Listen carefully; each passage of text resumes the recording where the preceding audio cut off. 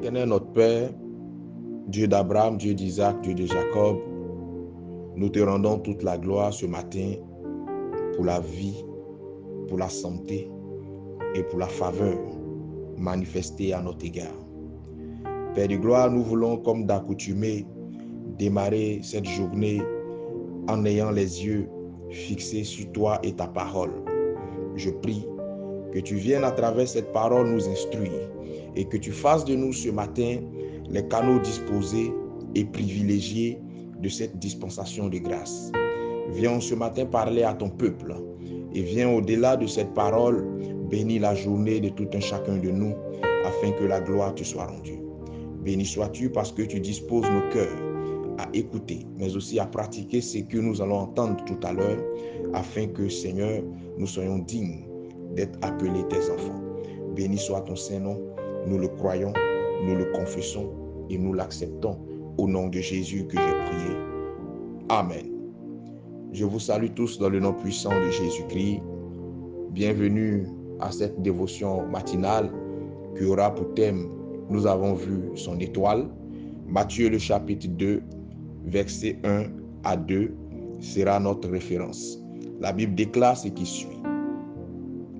Jésus était né à Bethléem en Judée, au temps du roi Hérode. Des mages d'Orient arrivaient à Jérusalem et dirent: où est le roi des Juifs qui vient de naître? Car nous avons vu son étoile en Orient et nous sommes venus l'adorer. À cette nouvelle, le roi Hérode fut troublé et tout Jérusalem avec lui. Amen. Lorsque tu lis attentivement cette histoire, tu réalises que la naissance d'un homme de grandeur,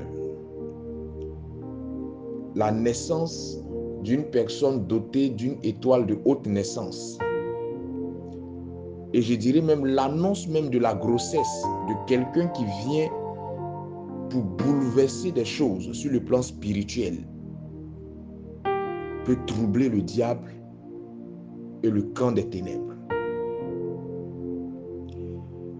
En vérité, tout être humain est doté d'une étoile spirituelle qui détient des informations sur sa destinée prophétique ou sur son parcours de vie.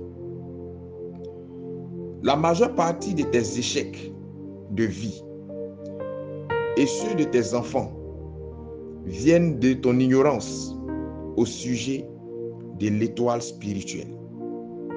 En d'autres termes, tu échoues en général parce que tu ne sais rien de ton étoile. Tes enfants échouent en général parce que toi, leur père ou toi, leur mère, tu ne sais rien de leur étoile, ce qui aurait pu te permettre cette connaissance de les instruire sur qui ils sont en réalité. Dieu t'a créé pour un but précis et ce but est caché dans ton étoile spirituelle.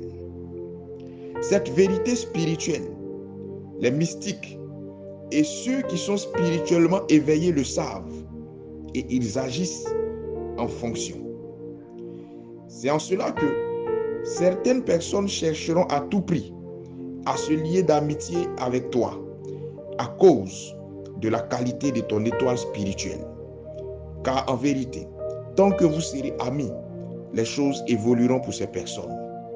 D'autres mettront tout en œuvre pour coucher avec toi afin de profiter des bonnes ondes de ton étoile. Car en réalité, toutefois que ces personnes ont des rapports intimes avec toi, leurs activités connaissent une progression qualitative. Les plus subtils feront des offrandes mystiques à tes enfants ou aux nouveau-nés afin de pouvoir faire un transfert d'atmosphère lié à leur étoile spirituelle. Parce que toutefois qu'ils font ces choses, leur étoile est régénérée, leur atmosphère est restaurée. Comprendre le principe de l'étoile spirituelle n'a rien de satanique. Bien au contraire, comprendre le principe de l'étoile spirituelle te préservera de beaucoup de dangers, te préservera de beaucoup de problèmes. Je prie Que le Seigneur ôte le voile de ton esprit.